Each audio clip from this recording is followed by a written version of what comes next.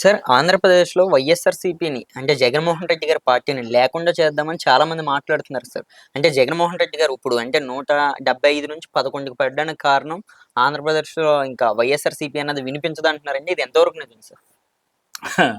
మొన్న చూసిన ఎన్నికల ఓట్ షేర్ ప్రకారం విడివిడిగా పోటీ చేస్తే జగన్మోహన్ రెడ్డి గారికి 70 సీట్ల పైన రావాలి. ఈవీఎంలు లేకపోతే 110 సీట్ల పైన రావాలి. సో జగన్మోహన్ రెడ్డి గారు రేపు వచ్చేసేసి, మీ పేరేంటి? అరవింద్. అరవింద్ నా అభ్యర్థి. ఎంత వయసు? 22 సార్. 22. అంటే వచ్చే ఎన్నికల కల్లా నీకు కూడా 25 వస్తాయి.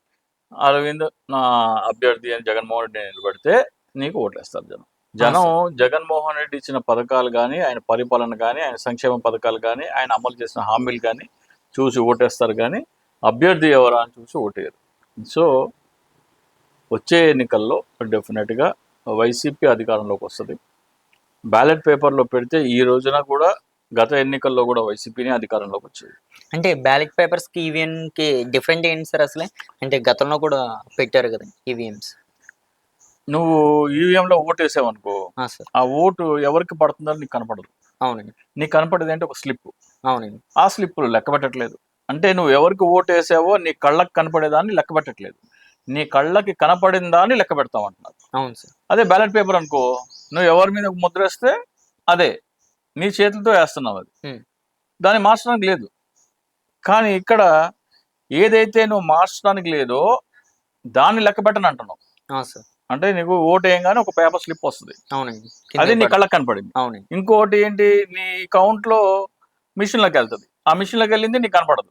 అవునండి. ఒకవైపే కనిపిస్తది సార్. అంటే మనం దేనికైతే గుద్దామో నువ్వు ఫ్యాన్కి వేసావు, అది మిషన్లో కంప్యూటర్లోకి వెళ్ళి అది ఫ్యాన్కి పడిందా, లేకపోతే సైకిల్కి పడిందా, లేకపోతే గాజు గ్లాసు పడిందా, దేనికి పడిందా నీకు కనపడదు. అవును సార్, కనపడదు. కానీ ప్రింట్ స్లిప్ మాత్రం నీకు కనపడుతుంది. అవునండి. నీ కళ్ళకు కనపడే ప్రింట్ స్లిప్ లెక్క పెట్టరంటున్నారు. ఓకే అండి. కనిపించేదాన్ని లెక్క పెట్టరంటారు. కనపడిన దాన్ని లెక్క పెడతామంటున్నారు. Okay sir. దీన్ని బట్టి ఏం జరుగుతుందో అర్థం చేసుకో. అంటే ఇప్పుడు మీ అభిప్రాయం ప్రకారంగా గత ఎన్నికల మీద ఏదో పడ్డదనుకోవచ్చండి. గత ఎన్నికల ప్రకారం ఏంటి, నేను ఇచ్చిన పాయింట్ల మీద సుప్రీంకోర్టులో కేసు నడుస్తుంది. ఏ విధంగా సార్? అది ఇప్పుడు సుప్రీంకోర్టులో అదే మీ వీవీప్యాట్లో కళ్ళకి ఎవరైతే ఓటర్ కంటికి కనపడినాయో అవి లెక్క పెట్టమంటే ఎన్నికల కమిషన్ ఒప్పుకోవట్లేదు. లెక్క పెడతాను. అవును సార్. అది లెక్క పెట్టాలని, అలాగే అట్లా కొన్ని 10 పాయింట్స్ ఉన్నాయి. ఆ 10 పాయింట్స్ ఆధారంగా సుప్రీంకోర్టులో కేసు నడుస్తుంది ఆల్రెడీ. ఓకే. సో ఈవీఎం పనితీరు మీద అనుమానాలు ఉంటే దాని మీద పరీక్షించుకోవచ్చు అని సుప్రీంకోర్టు చెప్పింది, 5% అని. ఆ పరీక్షించుకోవడానికి దాంట్లో భాగంగా ఈ వీవీప్యాట్లు ఎన్నికల్లో ఓటర్ల ద్వారా వచ్చిన వీవీప్యాట్లు లెక్క పెట్టమంటే అవి లెక్క పెట్టము అని ఒక మాక్ పోలింగ్ చేస్తా ఉంటుంది. ఎందుకు లెక్క పెట్టమంటున్నారు? సుప్రీంకోర్టు మాకు వీవీప్యాట్ లెక్క పెట్టమని చెప్పలేదు అంటున్నారు. దాని బదులు మేము ఒక మాక్ పోలింగ్ చేస్తాము. ఆ మాక్ పోలింగ్ లో మళ్ళీ 200-300 ఓట్లు వేస్తాము. ఆ ఓట్లు కరెక్ట్ గా ఉన్నాయా లేదా అని పరిశీలించి చూస్తాము అన్నారు.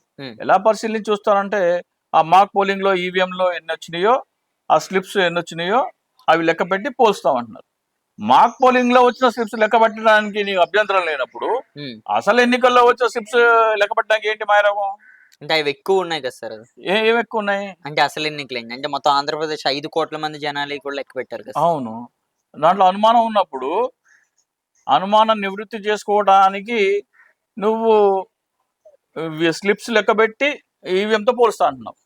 అసలు అవకతవకలు జరిగింది ఇక్కడ కాదు కదా, నీ మాక్ పోలింగ్ లో కాదు కదా అవకతవకలు జరిగింది. అవకతవకలు జరిగింది అసలు ఎన్నికల్లో అవకతవకలు జరిగిందా లేదా అంటే నిర్ధారించడానికి ఏం చేయాలి?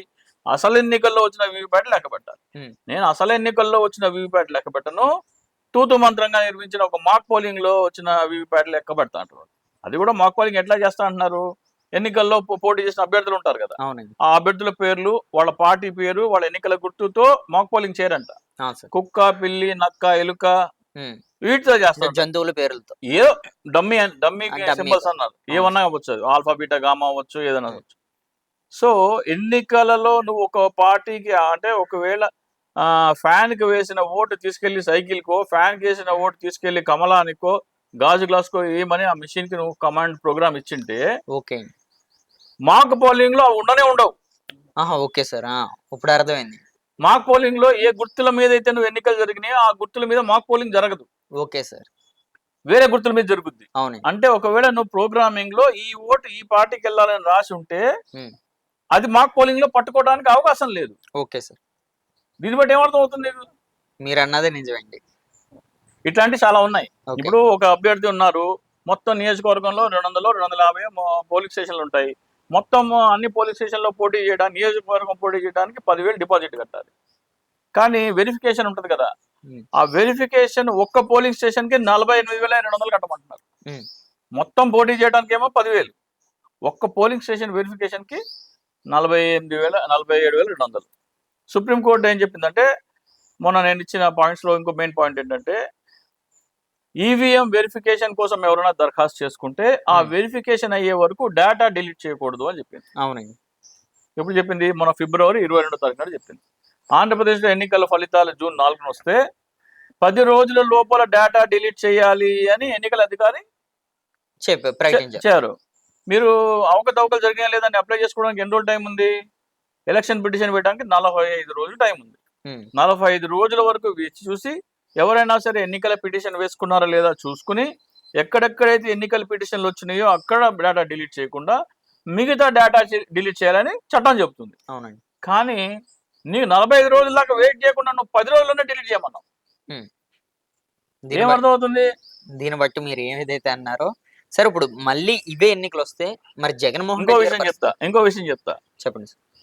సుప్రీంకోర్టు ఏం చెప్పిందంటే ఎన్నికల్లో పోటీ చేసిన అభ్యర్థులు ఉంటారు కదా, అట్లా అందరికంటే ఎక్కువ ఓట్లు వచ్చినాయినా ఎన్నిక అయిపోతాడు. అవును సార్. 2, 3 స్థానాల్లో ఉన్న వాళ్ళకి అభ్యంతరాలు ఉంటే హ్మ్. వాళ్ళిద్దరు 2, 3 స్థానాల్లో ఉన్న వాళ్ళు వాళ్ళ నియోజకవర్గంలో ఉన్న పోలింగ్ స్టేషన్లో 5% పోలింగ్ స్టేషన్లలో వాళ్ళు వెరిఫికేషన్ కోసం అప్లై చేసుకోవచ్చు అన్నారు. హ్మ్. అంటే ఒకవేళ ఇద్దరు అప్లై చేస్తే రెండో స్థానంలో ఉన్న ఆయన 5%, మూడో స్థానంలో ఉన్న ఆయన 5%. అవును. కానీ ఎన్నికల కమిషన్ ఏం చెప్తుంది? ఒకవేళ ఇద్దరు అప్లై చేస్తే మేము 10% ఈవీఎంలు వెరిఫై చేయము, 2.5% మాత్రమే వెరిఫై చేస్తామండి. కోర్టు ఏం చెప్పింది? 5 5 చెప్పింది. నీకు ఏంటి భయం? దొరికిపోతారు కదా సార్ మరి అలాగే. కాదు, నువ్వు 10% చేయదు, 100% చేసుకో నాకేంటి అనాలి. అవునండి. ఏమనాలి? 10% కాకపోతే సుప్రీంకోర్టు చెప్తే 100% చేసుకో నాకేం అభ్యంతరం లేదన్నారు. ఇంకొకటి, ఎన్నికల్లో వచ్చిన వీవీప్యాట్లు లెక్కపెట్టి ఎన్నికల్లో ఈవీఎంలో ఎన్ని వచ్చినా దాంతో పోల్చుకోవడానికి అడిగితే వద్దంటావు ఎందుకు? ఒకసారి కాకపోతే 1000 సార్లు లెక్కేసుకోవా అనాలి. హ్మ్. నిజాయితీగా చేస్తే. నువ్వు వేసుకోవయ్యా నాకేం అభ్యంతరం లేదు, 100 సార్లు లెక్కేసుకో నాకేంటన్నారు. అవును. అవి ముట్టుకోకూడదు అంటే ఎట్లా? హ్మ్. దీన్ని బట్టి ఆంధ్రప్రదేశ్ ఏం చెప్తే అర్థం అయిపోతుంది. ఓకే. అయితే ఇప్పుడు మీ అభిప్రాయంగా జగన్మోహన్ రెడ్డి గారిని టచ్ చేయడం ఎవరి తరం కాదనుకోవచ్చండి? అంటే ఇప్పుడు బయట మనం ఏదైతే చూస్తున్నామంటే చాలా మంది నాయకులొచ్చి ముందుకైతే చెప్తున్నారు. కొద్ది మంది సోషల్ మీడియా ముందుకొచ్చి జగన్మోహన్ రెడ్డి గారి పని అయిపోయింది. వీళ్ళకి కేవలం అంటే చంద్రబాబు గారిని పని చేయనిస్తలేదని కూడా చాలా మంది మాట్లాడుతున్నారండి. ఇది నిజమేనా అనుకోవచ్చండి? జగన్మోహన్ రెడ్డి గారు ఆంధ్రప్రదేశ్‌లో ఈ రోజున బ్యాలెట్ పేపర్‌తో ఎన్నికలు పెడితే హ్మ్. 175 స్థానాలు గెలిచినా ఆశ్చర్యపోనవసరం లేదు. Okay sir. 175/175 బ్యాలెట్ పేపర్ ఎన్నికలు పెడితే హ్మ్. ఈ రోజున. మీరు 4 సంవత్సరాల దాకా పోయారు. రెండోది, మీరు ఇందాక చెప్పారే బస్ ఎక్కి వీడియో వీడియో చూపించారు. అది ప్రజల్లో తిరుగుబాటు వచ్చింది. హ్మ్. ప్రజల్లో తిరుగుబాటు వచ్చిందంటే అది రాను రాను రేపొద్దున ఏమవుద్దంటే గ్యాస్ సిలిండర్ల ఆఫీస్ ముందర వెళ్ళి కూర్చుంటారు. నాకు గ్యాస్ సిలిండర్ ఇయ్యండి. హ్మ్. రానున్న రోజుల్లో. రానున్న రోజులు ఓకే. గ్యాస్ సిలిండర్ ఆఫీస్‌లో కూర్చుంటారు. హ్మ్. ఎళ్లి ఎమ్మెల్యే ఇంటి ముందర కూర్చుంటారు. దేనికి సార్? 18,000 అన్నావు కదా! అవునండి. మీకు 18,000 మీకు నాకు 18,000 ఇవ్వు. మా హ్మ్. 18,000 ఇవ్వు అని ఎమ్మెల్యే ఇంటి ముందు కూర్చుంటారు. హ్మ్. నేనేమి ఇవ్వలేనమ్మా టైం పడుద్దన్నాను అనుకో, రాజీనామా చెయ్యి. Okay sir. నువ్వు రాజీనామా చెయ్యి. స్పీకర్ ఫార్మాట్‌లో రాజీనామా చెయ్యి. హ్మ్. ఫస్ట్ నా 18,000 నాకివ్వు. హ్మ్. లేదా స్పీకర్ ఫార్మాట్‌లో రాజీనామా చేయని ఎమ్మెల్యే ఇళ్ళ ముట్టడి అవుతది. హ్మ్. అమ్మ ఒడి పడని ఆడవాళ్ళు గాని, హ్మ్. లేకపోతే ఈ 18,000 చేయూత అందని వాళ్ళు గాని, హ్మ్. లేకపోతే రైతు భరోసా రాని వాళ్ళు గాని, హ్మ్. అంగన్వాడీలు, ఆశా వర్కర్లు, మిర్చి విద్య రైతులు, విద్యా ఆక్వా దీవెన. రైతులు, విద్యా దీవెన అందని వాళ్ళు వీళ్ళందరూ వచ్చి ఎమ్మెల్యే ఇంటి ముందర కూర్చుంటారు. హ్మ్. అయితే నీకిచ్చిన హామీలు నెరవేర్చు. హ్మ్. లేదా రాజీనామా చెయ్యి. సరే ఇది జరిగితే ఆ! 6 నెలల్లోనే ఎన్నికలు రావచ్చు. ఓకే. ఇలా జరుగుతాయి. ఇది జరిగితే. ఓకే. సార్ మరో విషయం అండి. ఈ వీడియో ఏదైతే మేము రీసెంట్‌గా చూసామండి. ఆ వీడియో చాలా మంది వరకు ఎళ్ళిపోయిందండి. ఒక వ్యక్తి ఏమన్నారంటే ఒక ఛానల్ వాళ్ళు పబ్లిక్ బయట తీసుకుంటే, మీరు ఇప్పటికిప్పుడు కూటమి ప్రభుత్వం అధికారం దిగి మా జగన్మోహన్ రెడ్డి గారిని ఎక్కితే కేవలం ఒక్క నెలలోనే ఆయన చెప్పిన ప్రతి పథకం కూడా అమలు చేస్తారని చెప్పారండి. దీన్ని ఏ విధంగా తీసుకోవచ్చు సార్ ప్రజలు? అంటే దాన్ని బట్టి జగన్మోహన్ రెడ్డి మీద ప్రజలకు ఉన్న అభిప్రాయము, ఆయన పట్ల ఉన్న నమ్మకం హ్మ్. కళ్ళకి కట్టినట్టు కనబడుతుంది. నేను చెప్పాను మీరు వెళ్ళిపోతున్నారు.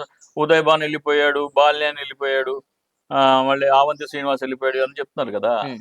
ఇవన్నీ వెళ్ళిపోయినా సరే జగన్మోహన్ రెడ్డి వెంట్రుక కూడా ఊడినట్టు ఏం ఫరక్ పడదు. ఓకే. వెంట్రుకతో సమానం.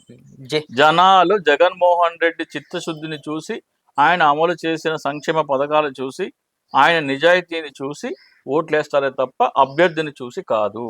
ఎవరు నిలబెట్టినా సరే గెలుస్తారని. నేను చెప్తున్నా అరవింద్ నా అభ్యర్థి అంటే అరవింద్ నువ్వు ఎమ్మెల్యే అయిపోతావు. ఓకే. రాసి పెట్టుకో.